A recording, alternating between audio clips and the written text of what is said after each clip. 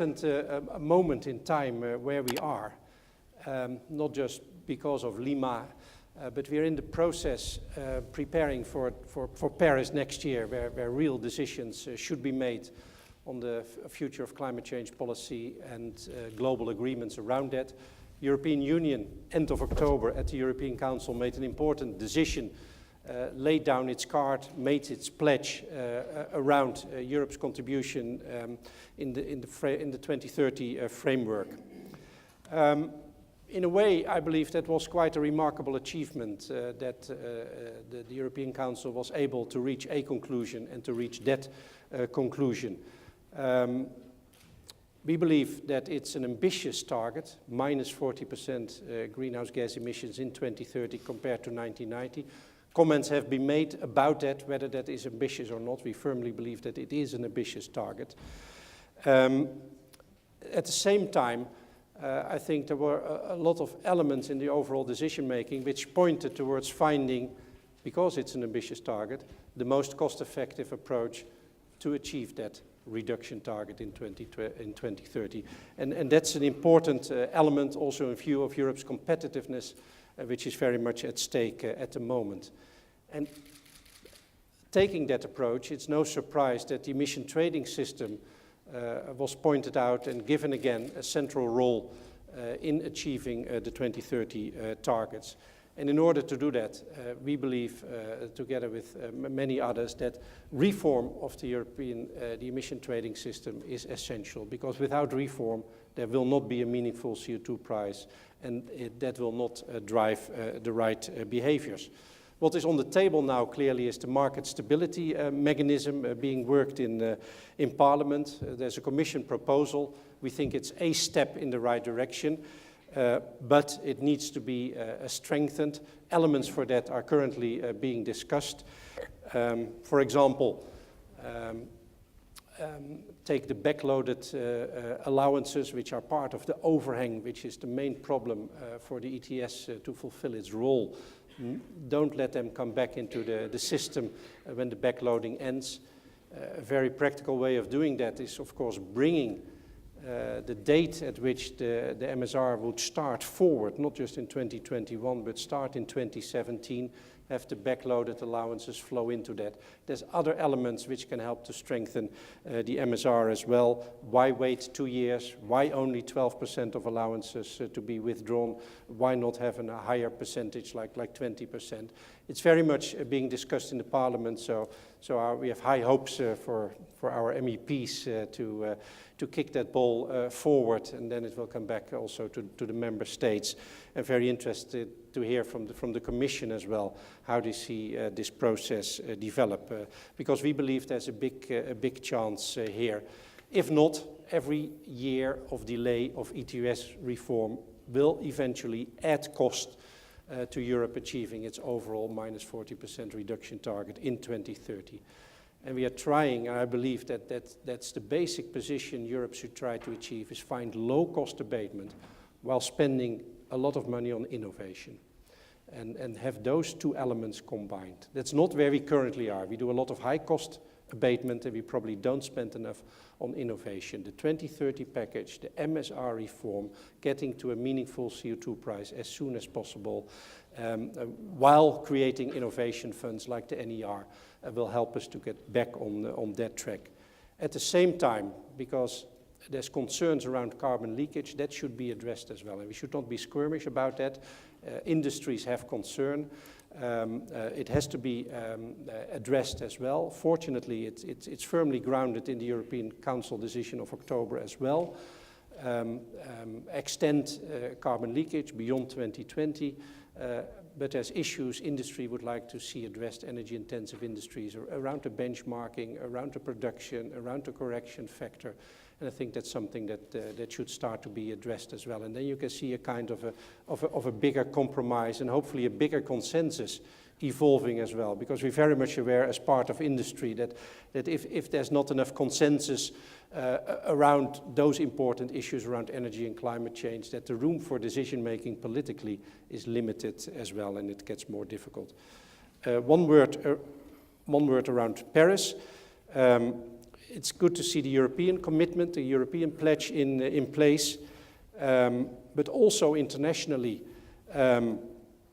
It is, you see things to start moving with the EU commitment, but with the US-China deal. We believe is a very important one.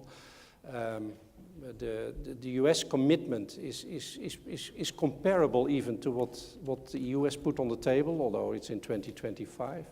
China, for the first time, willing not just to talk about carbon intensity of economic growth, but have an absolute volume element, a peak moment. When is carbon emissions going to peak in China? Very important. It would be great if, and I think Europe can contribute there as well, if we would not just focus on the targets and the commitments that are made internationally, but also on the policy instruments, because globally carbon pricing can play an important role as well. With ETS reform underway, and you see developments in China towards not just ETS pilots, but potentially a national-wide ETS in a few years' time. Korea is introducing a carbon trading system. So how can we advance carbon pricing and carbon trading system and the links between those? Final comment. Paris will be different from Kyoto. Personally, I have a past in negotiating on Kyoto.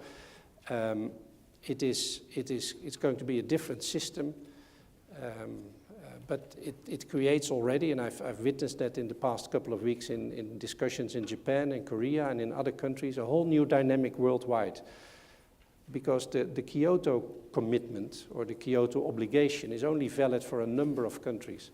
With the Paris commitments due by the end of Q1 2015, we'll get a whole new dynamic. Many more countries worldwide will have to think through their own voluntary, but still, carbon commitment, constraint. Countries who don't have one or have a different one now. And that will trigger a whole debate in those countries then, not just on what is the level of that commitment they're going to give, but what are then the policy instruments in those countries and how are they going to move towards fulfilling their carbon targets. You see, I see the US very active internationally as well. That's something very positive for Europe as well. I think the major blocs can play a very positive role. And if we do that, 2015 could be a very important year for the two races where the world is in. One is a race against poverty and for development, and we need energy for that. And one is a race against climate change and for the environment, and we need much cleaner energy for that. And that's the dual challenge the world faces, we believe. I'm looking forward to hopefully a very interesting conversation here. Thank you very much for participating. We're going to have, I want to keep this as a pretty open debate and make sure we have lots of times for questions and answers with the panelists. So we're going to start with a couple of short introductions, and then we're going to open it up to the floor. So if you can start thinking of questions. Certainly, we have Commissioner Cañete here. We're very fortunate to have him right before he goes to Lima to get some of his thoughts on the EU's positioning ahead of the negotiations. So Commissioner Cañete, why don't you give us your thoughts? Well, thank you very much. Ladies and gentlemen, it's a pleasure for me to be here tonight and to share this panel with one of the big heavyweights of European climate and energy policy. And I have been told to be short, so I will try to be short. And I want to focus only on two things. Firstly, to comment about what are the next steps for Europe and the Commission now that we have agreed the 2030 climate and energy policy framework. And secondly, what are the next steps for the world following the recent announcements by China, the United States, and ourselves. You will all be familiar with the details of the 2030 climate and energy policy framework, when the European Council has set a very clear direction with a 40% greenhouse gas target and 27% target for renewables and energy efficiency. The challenge for us now is the implementation of the policies needed to fulfill these objectives. This might not sound very glamorous, as the passion, the cut and thrust of negotiations, but if we want to reap the full benefits of the transition to a low-carbon economy, it's just as important. First on the hit list, as it has been previously commented, is the market stability reserve. I hope that the work on this issue can be finished, I don't know if I am very optimistic, by the first quarter of the new year. We need it urgently, so that we then can swiftly present a legislative proposal to reform the ETS for the period 2020. My intention is to do it in the first half of 2015 to give a clear signal to industry from the very beginning, but it must be linked to the market stability reserve. I am pretty sure that we will find a compromise within the two big relevant committees, ITRE and ENVI in the Parliament, and that we will be in the path to dealing with presenting further legislation. Then is the question of the non-ETS target.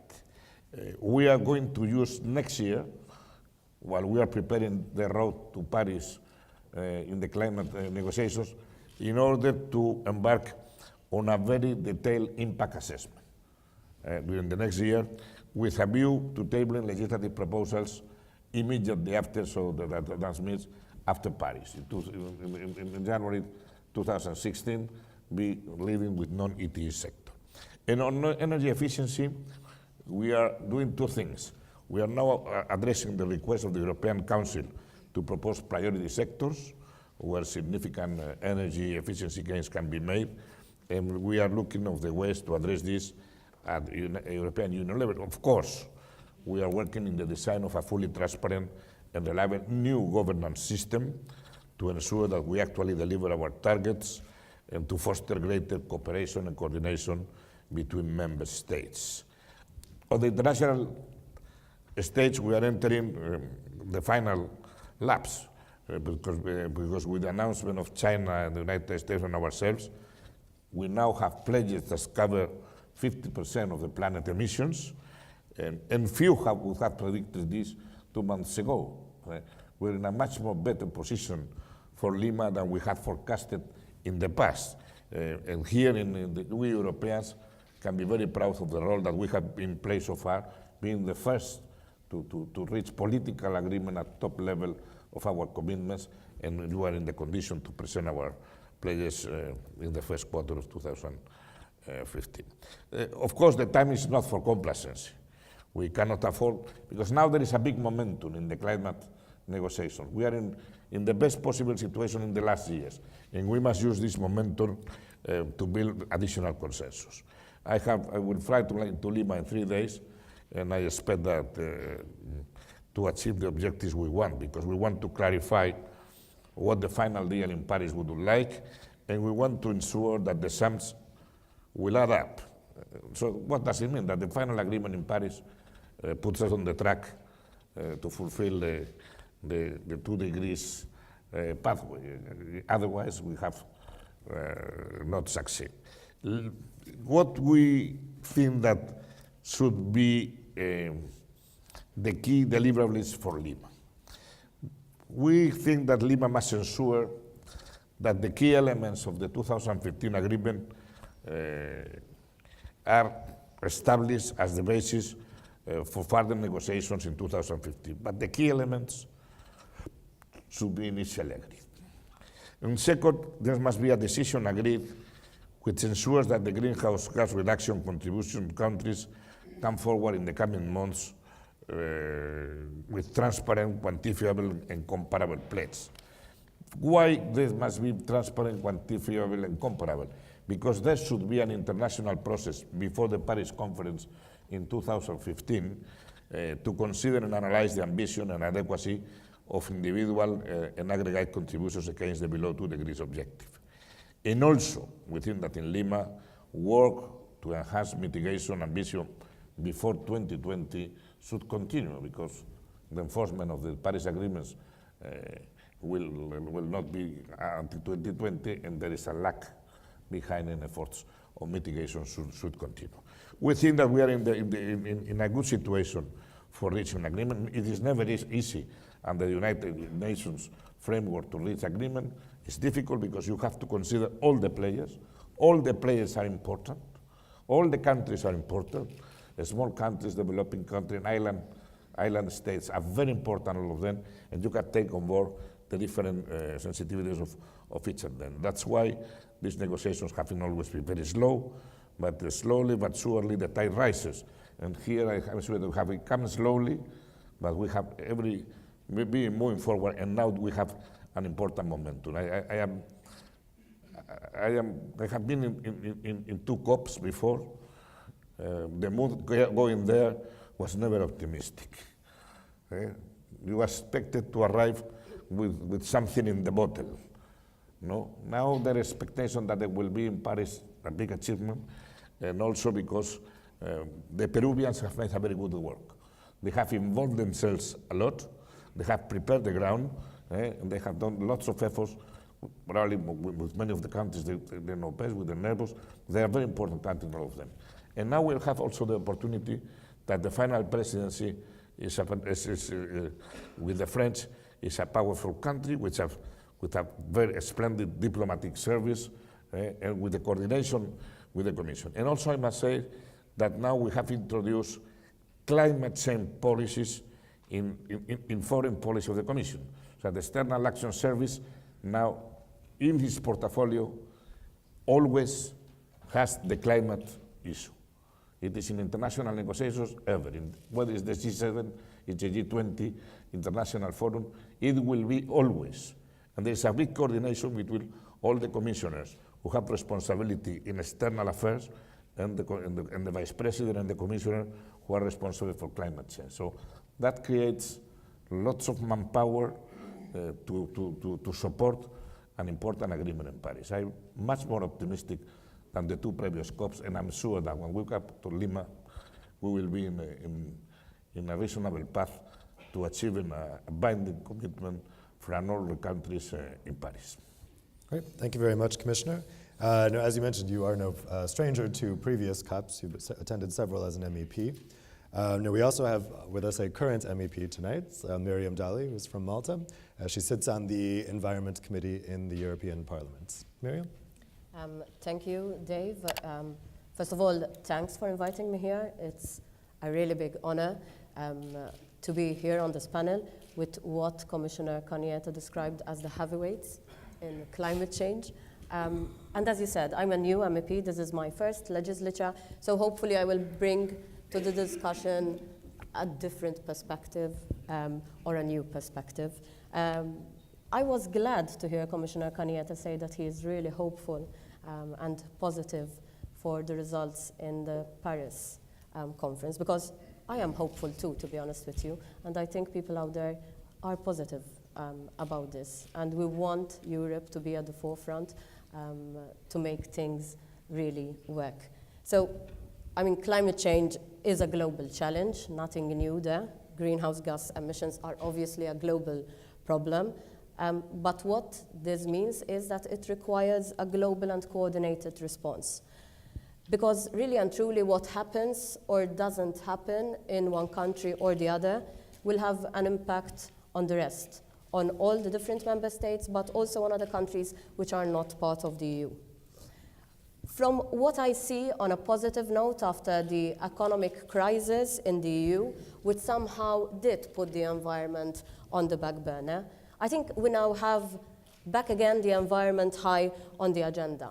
And I believe that this is our opportunity to work hard to make sure that Europe retains its global leadership when it comes to the environment and also to climate change. So a month ago, we had the Council that agreed on an integrated policy framework for the period up to 2030.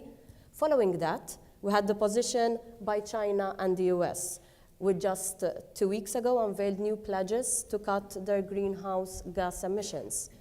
And then again, just 10 days ago, we had 30 nations pledging $9.3 billion for the Green Climate Fund to help developing nations cut emissions and prepare for climate change. So all these put together can be easily described as historic moves. At least I see them as historic moves. Historic moves that are sending powerful signals before Lima and eventually the Paris COP summits.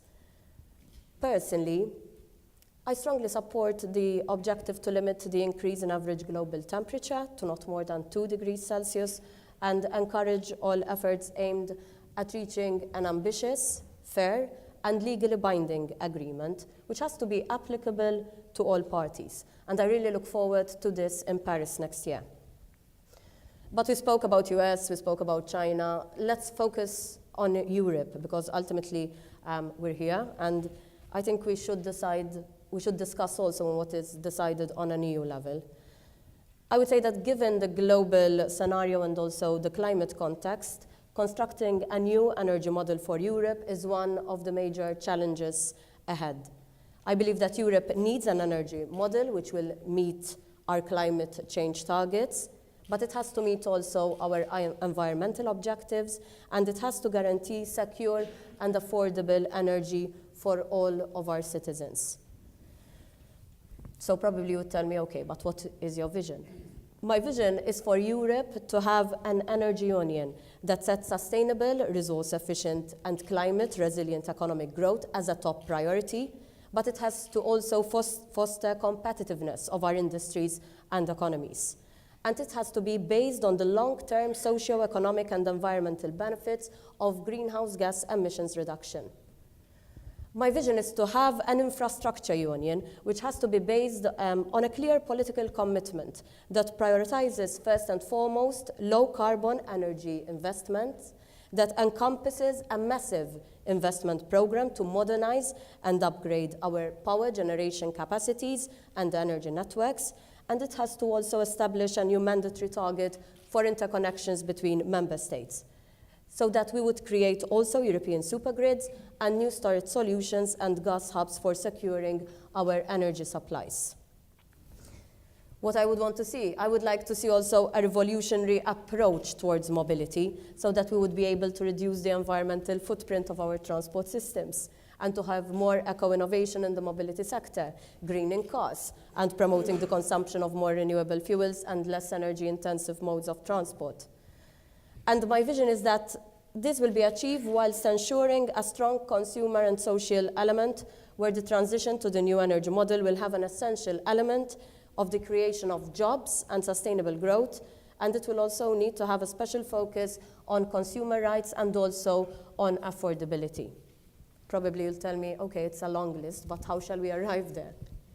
So, with regards to energy sources, I think, like it or not, we must admit that oil and coal are still important energy sources for some of our member states in Europe.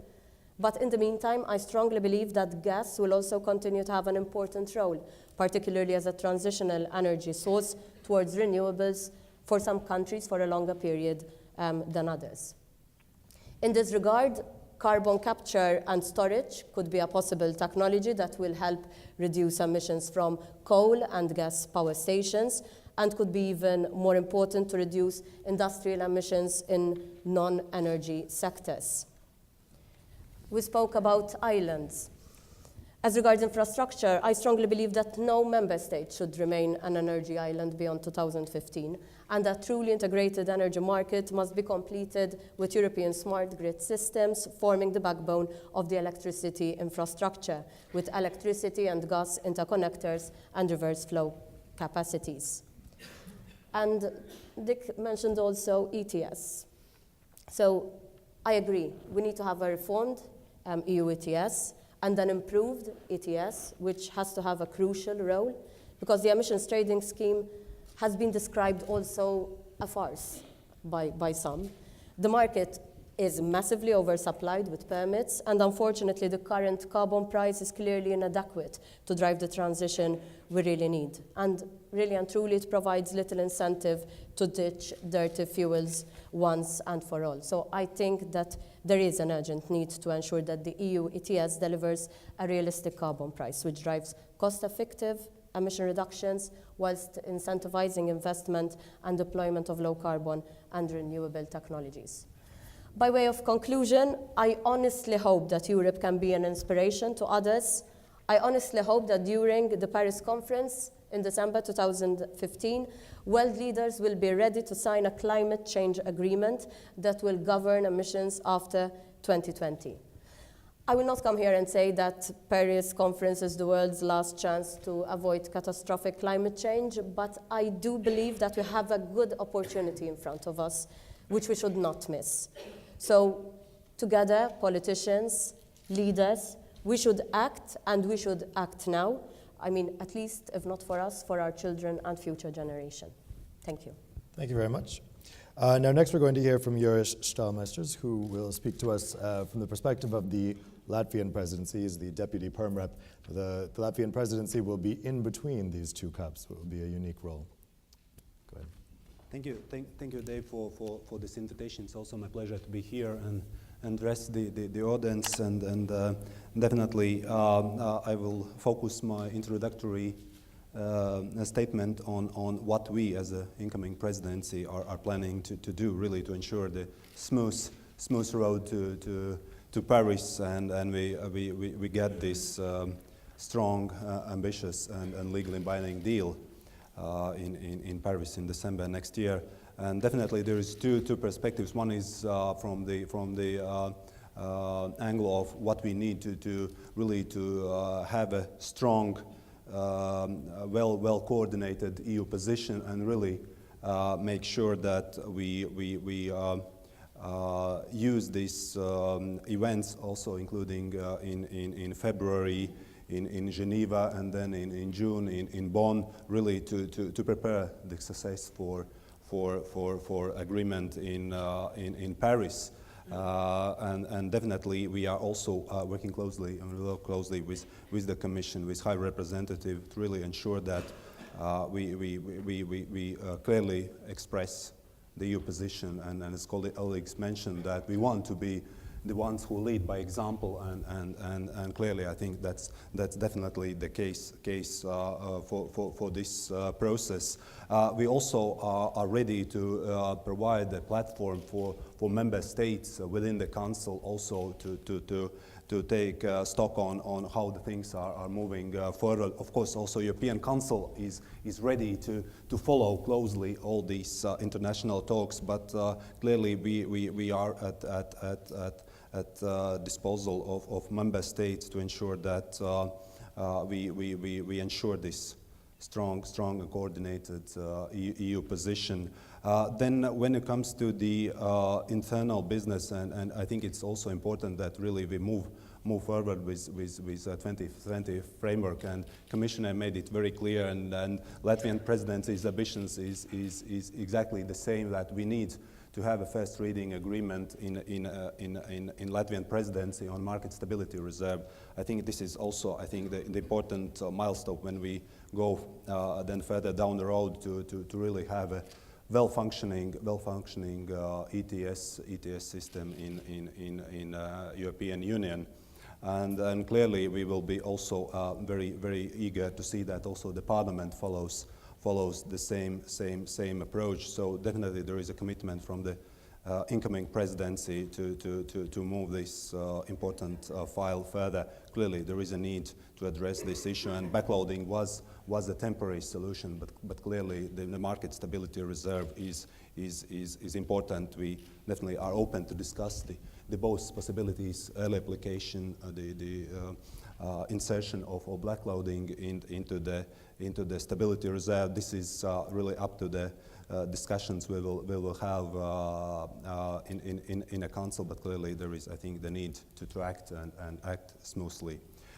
The other aspect is I think important is the governance issue, and clearly I think we have a good experience in the Nordic-Baltic area, the known Baltic Electricity Market Interconnection Plan, and our plans are also really to show this as a good example of regional cooperation among member states, and really our ambition is to have the updated memorandum of understanding on a BEMIP plan, which is, I think, very important in order really to ensure the building of proper interconnections in ensuring that our markets are coupled and function properly.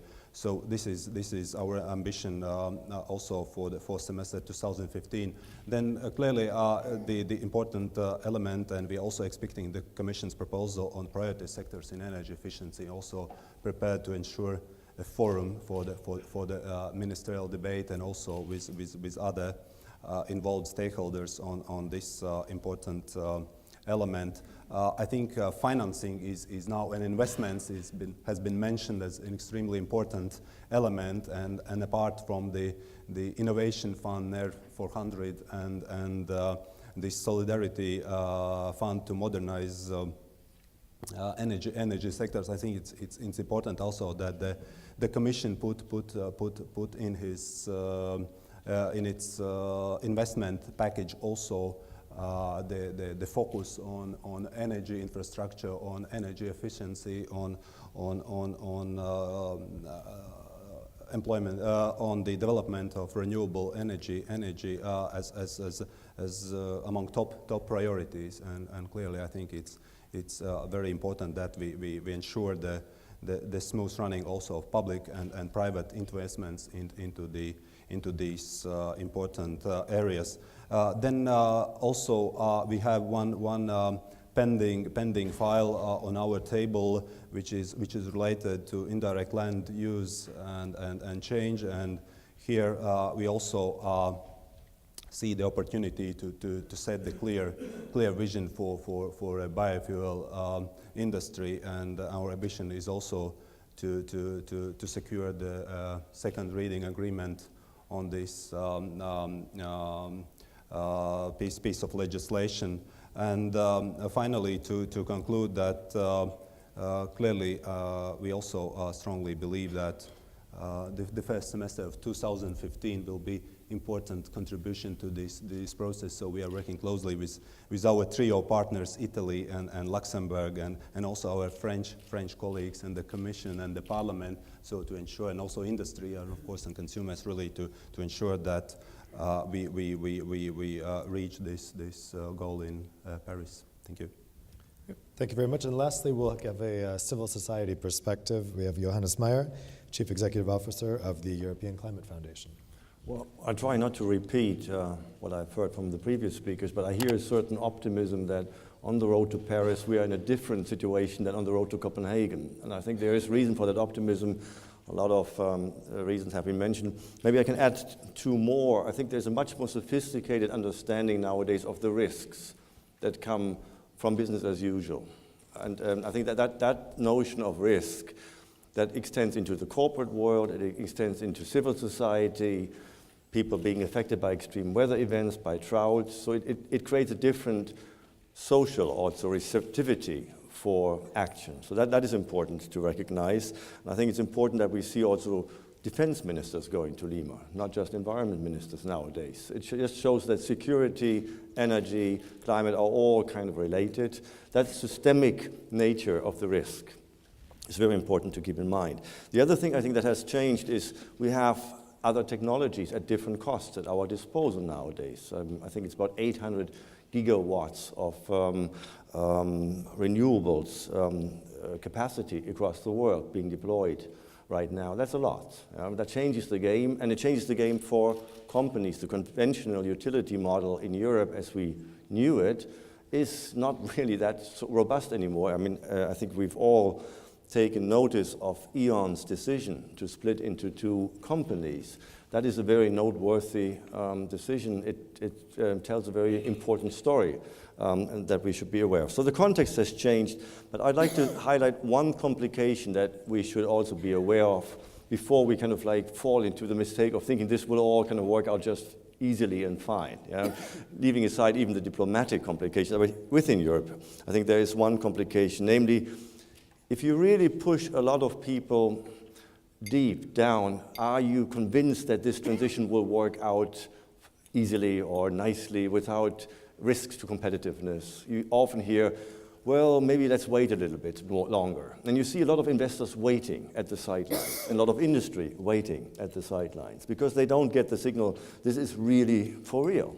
And I think that is a challenge, and with that comes a very dangerous dilemma. And I call it the incrementalism versus transformational change dilemma. there is a certain risk that one approaches the change in small incremental steps, but they kind of like usually lead to a lot of trench warfare, between lobbyists and advocates and everything. And at the end of the day, there's actually no excitement left for the transition, and no excitement for the European project left. Whereas a transformative challenge is very hard to achieve. And people just kind of say, well, do we have the political will, the capacity to really do it? So we are kind of stuck in a chicken-egg situation. If we want transformative change, we don't have the courage. On the other hand, incremental change will not deliver it necessarily. How to overcome that? I think at the very heart, it leads to the question, what is at the heart of the European project? And I think you got already to the point that Europe needs to have a future that is anchored in a leadership here of innovation on key technologies, and that needs to be an integrated project with industry, civil society, regulators, policymakers, all being very clear. What are the key factors of success of the transition? And you mentioned some of the technologies. I think ultimately it comes down to three implications for Europe in the run-up to Paris. We should have an intrinsic interest in an ambitious outcome from the global negotiations, because if there isn't an ambitious outcome, the default is let's call it a race to the bottom, where there's a fear of industry that one has to leave Europe because the cost disadvantages play against Europe. And that is for real, because demand growth is in Asia, and there are real cost disadvantages in Europe on many fronts. So we have a real intrinsic interest to be leaders on the innovation side. So that is one thing. And I think Commissioner Cañete said the key word. Secondly, if we want to be successful in that aspiration, we need to have a credible seat at the table. We don't have that credible seat at the table just by making an announcement. We have to deliver. So implementation in next year is key. I very much support your aspiration there to deliver credible commitments and credible signals, especially to investors and industry early on, because that will be noted, and that is, I think, very important. Without a credible implementation plan, aspiration is wishful thinking. So we should be aware of that. And the carbon price will be a key to all of that. So I echo there Dick's concern that fixing the ETS, and we need to be clear what we mean by that, should be high on the agenda. And finally, my last point is, as those of you who follow the negotiations, the draft texts, know there is a central role, a central element in the whole framework of these nationally determined independent contributions, the INDCs. So that means with regard to Europe, there will be a very high attention paid to what is happening in Germany, what is happening in the UK, what is happening in France, especially those countries that already are on a path towards a transition to a low carbon economy. Are they delivering? What is happening with industry in these countries, etc.? So I think there is a very complex and important interplay between the Brussels level of activity and those national commitments. Overall, I would like to end by saying, if Europe is not the place to show that it can be done, which place is it? After all, we are a privileged place, both from a prosperity point of view, having had such a long time of peace, not having indigenous resources that kind of make it easy to go into some other kind of like seemingly easy solution. And we can, I think, show and need to show that in a democratic system, one can find ways to come to these common agreements that address the common good, or also the common risk. If not, I think we have not only a risk for our position in the world, for our prosperity, but also for democracy as we love it. Thank you. Great. Thank you very much. I mean, I think we're hearing a lot of different issues there in the context of the global climate negotiations. One thing that I think keeps coming up is ETS. It's kind of in the back of everyone's minds as we go forward, both in EU policy and in global negotiations. Why don't we start? I want to see if there's an early question from the audience just in response to some of these opening presentations. Does anyone have a first question? No? I do have a question for Commissioner Cañete. As we go into these negotiations, the EU kind of notoriously was not at the table in Copenhagen, as a lot of people observed at that time. It was not a great success for EU negotiating.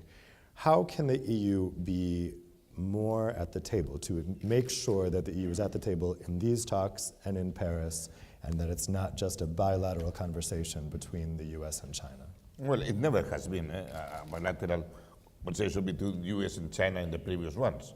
In the previous one, people didn't move, and the European Union was moving alone. I think the movement of the European Union has been an example for other countries, because this time we are not alone. Everybody wants to make, because there is something new. If you see the reactions to the IPPC panels in the past, there was lots of people who was questioning the scientific advice. This time, nobody has questioned the advice. I think there is a big consensus on the scientific community that things are happening, that human beings are changing the climate, that the change in climate is due to human activity, and that we must act. And it's also the conscience that we must act now, because if we don't act now, it will be impossible or more expensive later. That's new. And it's us who have, in the European Union sometimes, we don't sell the product. We act, we lots of legislation, but we don't communicate our efforts and what we are doing, and the importance of the movement of the Europeans. Because we have done many things, but we have taken an agreement at top political level in the European Council. You know the difficulties the Americans have with their administration. The Chinese have less difficulties. There are different countries, but they are forced to go to fighting climate change because of pollution in the cities. The citizens are demanding good climate change policies. And now we are the biggest emitters. We don't have Russia on board, but are moving. And then we have to play a major role in this negotiation. We will play. You see the agenda of the European, of my own agenda, and all the ministers that are going there is contacts every quarter of an hour. But the important thing is not those hectic days in Lima. The important day is the active contacts during the way to Lima and the way to Paris. And then there is an outreaching that must be done using all the power of the European Union. We have the external, European External Action Service, we have the High Representative, we have the embassies of all the member states. All of them must be deployed in the same direction, which is to convince the rest of the world that they must join forces. Because the important thing in these negotiations will be when the pledges have been presented in the first quarter of 2015, before Paris. And with all the independent think tanks on the world, we'll start adding, making comparisons, and seeing whether the effort of the promised commitments is enough or not to cope with the requirements of science. That will be another very important moment.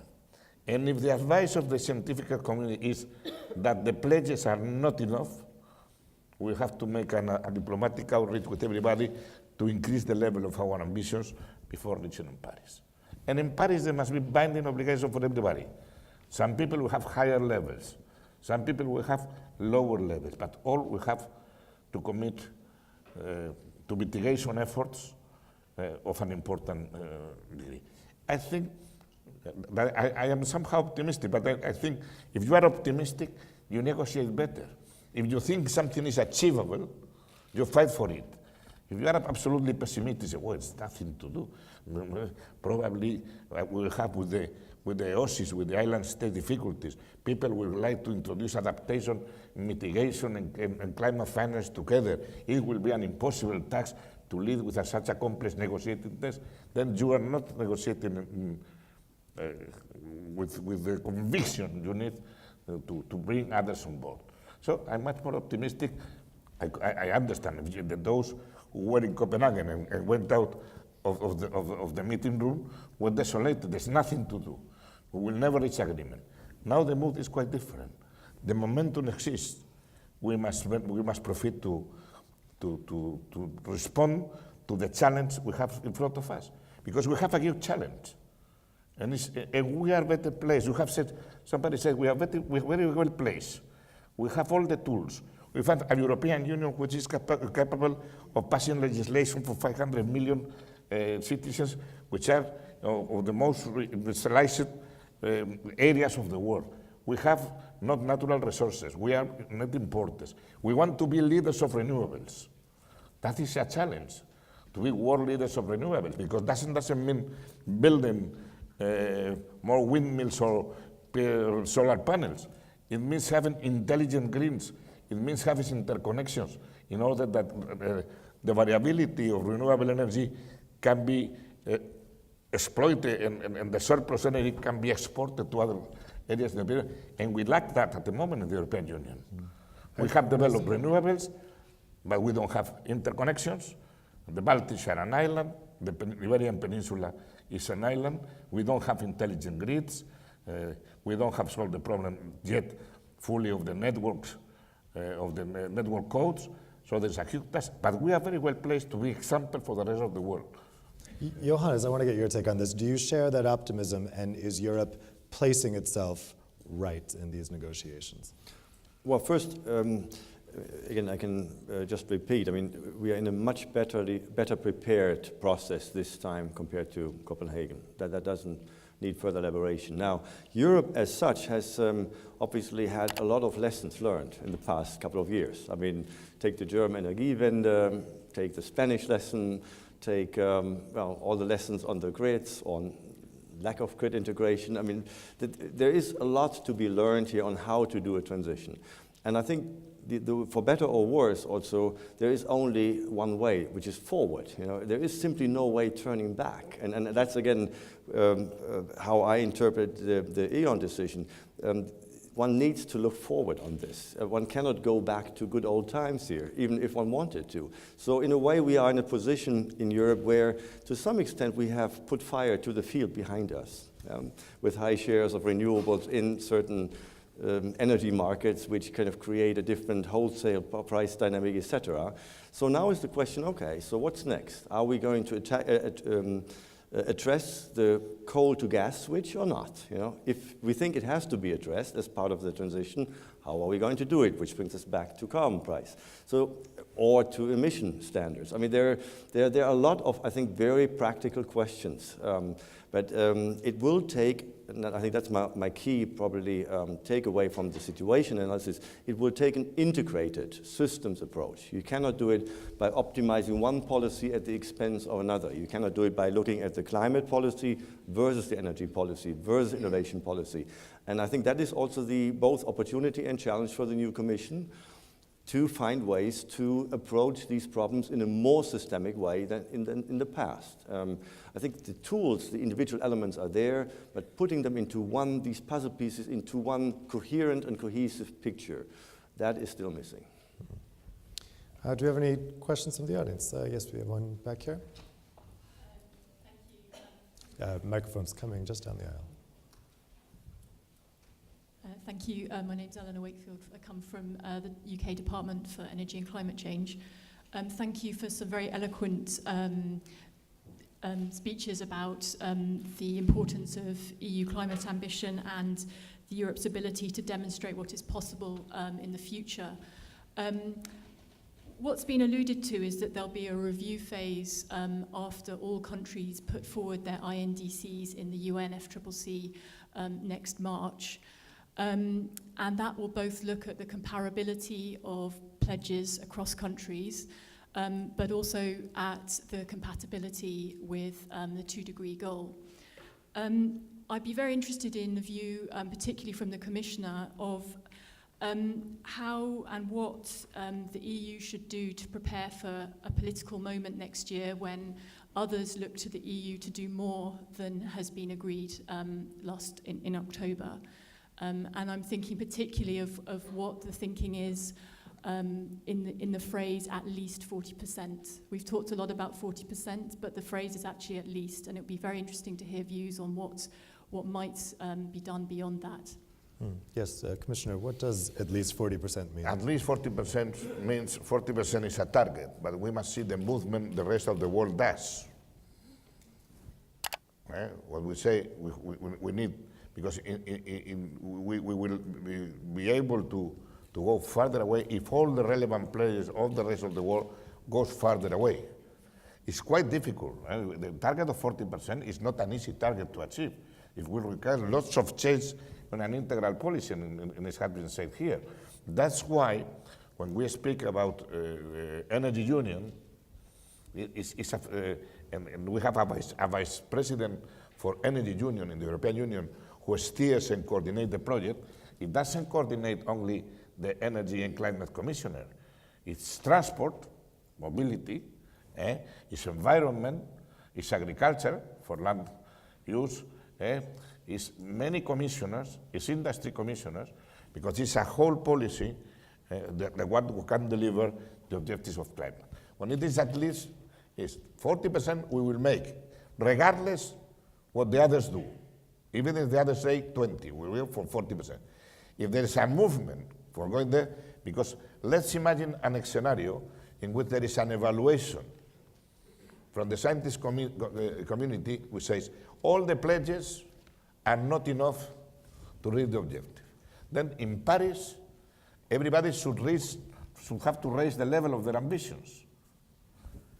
In that plane, we will have to revert to the European Council and say, what can we go? No, because it's up to the decision. But all the relevant players, all the major industrialized countries will have to say, well, we have to, in order to cope with this, we must make bigger efforts. But I don't want to presume that there will be insufficient the pledges of the first quarter. Let's see. Let's see what happens. Let's see what India does. Let's see what Brazil does. Let's see what South Africa is going to do. And let's see what Russia is going to do.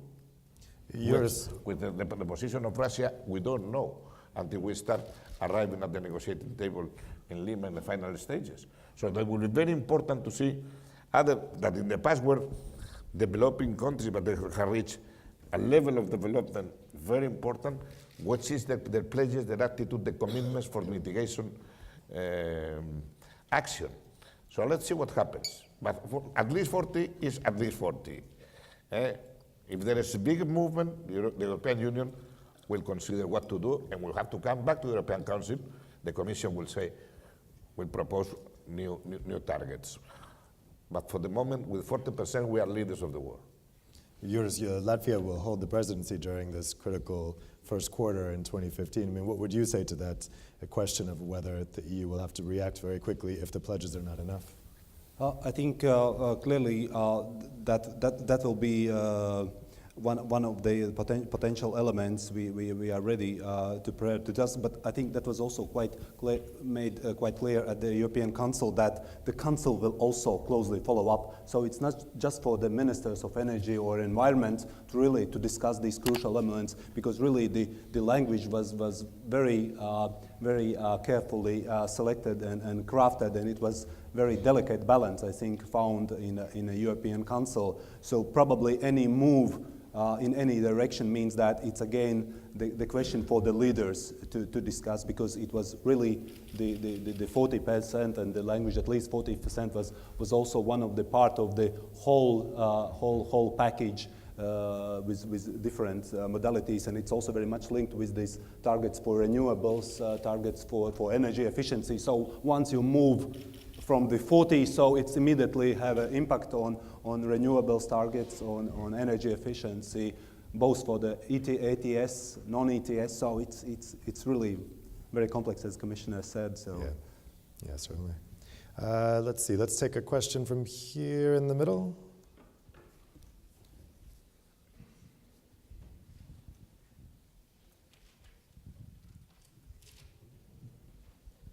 Thank you. Good evening. My name is John Hontelé. I work for the Forest Stewardship Council, but I will not ask a question about forests. You had talked a lot about renewables, about grids and so on, but you haven't said very much yet about what is actually the cleanest form of energy, the energy that you don't use, the energy efficiency program. And as this commission is very much on the challenge to come with proposals that create employment, I think this is probably an excellent opportunity to go for a major program for energy conservation, particularly in the housing sector, where you can make a lot of gains It would also be an employment program which will bring employment everywhere in Europe, in every city or village, which will also be based on local knowledge and so on. So why is this not much higher on the agenda? It's absolutely high on the agenda. If you have seen, well, last week we approved the Juncker plan with 315 billion, and energy efficiency is on the leading part of the possibilities of investment of this plan. And it has a very positive aspect. First of all, it's the cleanest energy. So energy that is not consumed is the cleanest one, and it's the one who goes directly to the pocket. It's money not expended for consumers. But it's an easy policy to start with efficiency energy in the buildings. It's a very fast track. If you go for making big infrastructure, which also we want to make with the Juncker plan, because we must make the interconnections to develop renewables, to avoid isolated energy areas, that takes long. It's very intensive in machinery you use, but that takes long. But energy efficiency, if you just change the windows of all the houses ancient in Europe, that creates huge level of employment, and also for a small and medium-sized company. That's why in the Juncker plan there are 75 billion for medium-sized companies, and the rest for infrastructure and energy efficiency. And this can be mixed. There will be credit, free credit for small and medium companies to develop their activity, and there will support for energy efficiency. We are targeting the sectors in which energy efficiency action will be more intense. If you see the eco-design directive, in which we work to improve the efficiency of appliances, now we are going to tackle with heaters, with domestic and communal heating appliances. That's in the heating of the houses, there is another high level. But also, when you have thermal insulation, that's another ground of enormous importance. And we have a very ambitious level on energy efficiency. We have 27, but we can reach 30. And that's a high commitment, and it will require huge investment. But there will be money available. The new fund from the European Union will be in place on June 2015, and there are big possibilities for member states, for regions. Today, I had a visit from one European region, and they were consulting me, and I say, if I were you, I would prepare a regional plan for energy efficiency. Then came some measures of towns, energy efficiency for lighting in local towns. There are huge opportunities in that area, and there is going to be finance. One of the main objectives of the Juncker plan is infrastructure, renewables, and energy efficiency. The money will be there.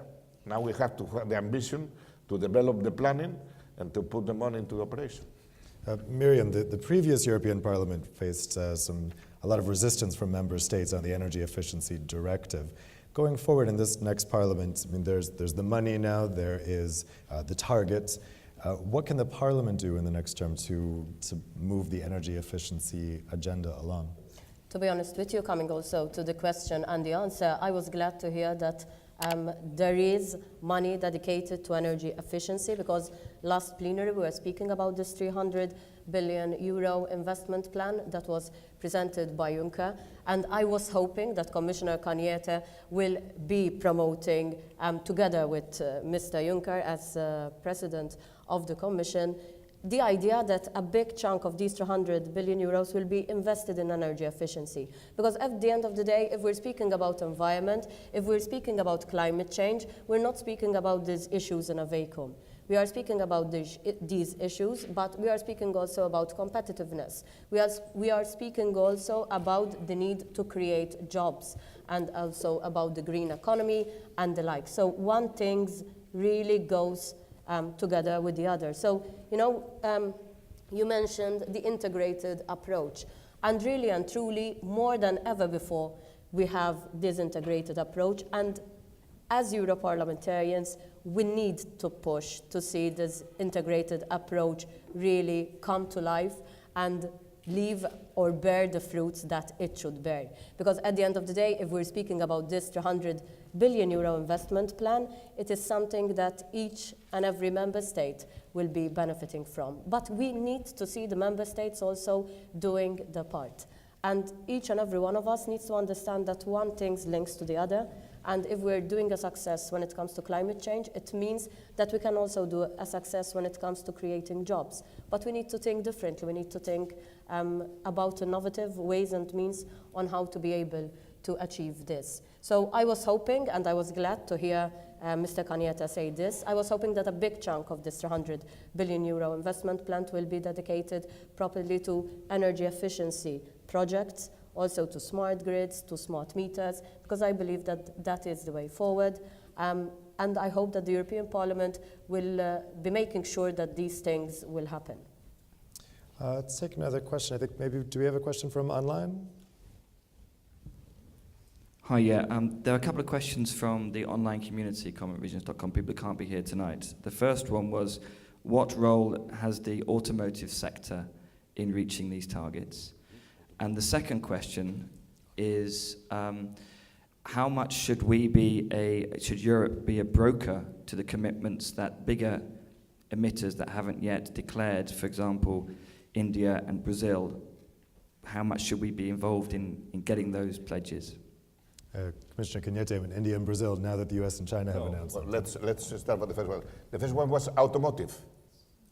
Well, let's say the automotive is, we have established very ambitious objectives for emissions for car and light vans in the European Union. Recently, we will have to start on the year 2015. We will convey a big stakeholders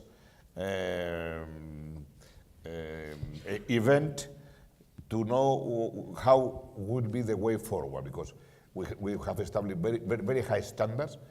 Our industry has investigated, has developed new models, new technology, it's coping with them, but in order to establish new standards, they must be very prudently established in consultation with industry and knowing what is the technical capabilities in the near future. We will have a stakeholder consultation, very important because it's a very vision, but the automotive industry is contributing a lot. On the other side, big lorries, at the moment, we are putting in action a monitoring system of emission, because we don't have very clear the level of emissions and how we can tackle with them, because the capacity of production emission of a lorry depends on the utilization, the average utilization it has. It's much more complex to know. So we are in the process of monitoring, reporting, and verification before passing legislation for big lorries. Now you have only cars and light vans. Those are already contributing. For big transport, we are on the first stages, and when we have clear pictures of what we can demand of the sector, we will pass legislation. On the big emitters, it's clear that once China has moved, the United States, the European Union, all the others must make commitments. But each country has different realities, different concerns, and we must deal with them, understanding the individual concern, but convincing them that we must make aggregate efforts to comply with the fighting with climate change. It will be impossible to fight climate change only with 50% of the actual emitters of the world. We need the rest on board. And that's why even there are big committees and small committees, everybody should go on board. Afterwards, we will evaluate whether the commitments are enough or not. But that's the outreach that has been done. My predecessor, Connie Hedegaard, did a splendid work dealing with China in the past, dealing with India, dealing with everybody. But you see, somebody told before, now this is not only for energy ministers or environment ministers. Now is the President of the United States, now is the President of the French Republic, those who are involved. This is a major political issue now. Okay? So you will see if in Paris there is succeed, you will see all the leaders of the world signing there. It will not be other humble people who will be there. My wish is that all the leaders of the world are in Paris signing a binding agreement, because it's a real binding agreement with lots of muscle, enough to fight the increase of temperature in the world. That will be a major. We have succeeded in the Montreal Protocol. We don't remember, but with the Montreal Protocol, we had demonstrated that global action can be taken. And we are going to recover the ozone layer. The Montreal Protocol is a history of success of global action. Why not Paris 2015? Johannes, would you agree that it has to be a broken? Like to add on the automotive industry, I think there is one key question. Will the European automotive industry embrace the disruptive forces that come with the transition, or will they fight them? And there are a lot of disruptive forces that will hit the automotive industries in the next generation. It starts with higher standards. 70 grams per kilometer gets you to a totally different mobility concept or technology already than the 95 grams. You're getting closer and closer to more and more electrification. That's a disruptive force. Then there are autonomous vehicles already that change the way we think about driving. It changes also the way we think about mobility. So there are new behavior patterns, ownership concepts, or urban mobility concept. And I think, to round it off, I think we will see also more contributions coming from kind of non-traditional actors, cities, other kind of like actors that will show new ways to embrace the disruptive forces in a constructive way. I would predict that the European automotive industry has a choice to be either at the forefront, by in kind of like trying to do this. I put a question mark whether they do it today. Or they can be basically dealing with the Teslas and Googles of this world, who will be mobility companies in the future. And that'll be an interesting battle that we'll see. And I wouldn't bet then on the old model, the same way I wouldn't bet on a conventional utility model nowadays. Take your thoughts. I think a very interesting question is, so what is Europe's role in the whole issue? The sobering conclusion is that the minus 40% in Europe alone, like the Commissioner said, is not going to save the world from catastrophic climate change. So in business terms, you would say, so how can we leverage our commitment, the European commitment, into something bigger? And I think it's along three lines. One is the diplomatic capability deployed in the coming year, and the Commissioner is saying very wise things about that, and that's to Johannes' point of having a credible seat at the table, which in my view was not the case in Copenhagen. You have to be in a distance, in a communication, in a relationship to the rest of the world. You have to make bigger things happening than just your own position. So that asks for diplomatic skills, and I think that the signs are better there. The US is putting an enormous amount of climate diplomacy into next year. Europe can be part of that. The second one is around, so where can we be an example for the rest of the world in terms of policies, in terms of how we do things? That's not in terms of illogical, high-cost type of policies, because nobody in the countries mentioned is going to follow that in the rest of the world. So there we have to find sensible policies, for example, again, around carbon pricing, because that will drive all the right behaviors, more efficiency. It will make renewables more affordable. It will drive the shift from coal to gas instead of the other way around, where we currently are.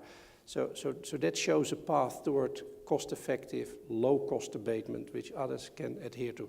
And thirdly, and that may cost a bit, I think the third contribution Europe can make is around innovation, developing not just technologies, but business models, new energy systems, energy transformations that are going to take place. And we can spend on that because we can afford it, and we can hope for the economic spin-off of that to happen as well. But that is, we have to think around, so where can we leverage what we are doing? And we have to think around where can we be an example, not just because we feel good about it, because it helps the needs of others as well. Good. Well, I think that's where we'll wrap it up tonight. I think we're hearing a lot of enthusiasm as we go into this first week, which I think is very encouraging. And so I'd like to wish the Commissioner good luck as he goes down there in 3 days. And how about a round of applause for all our panelists.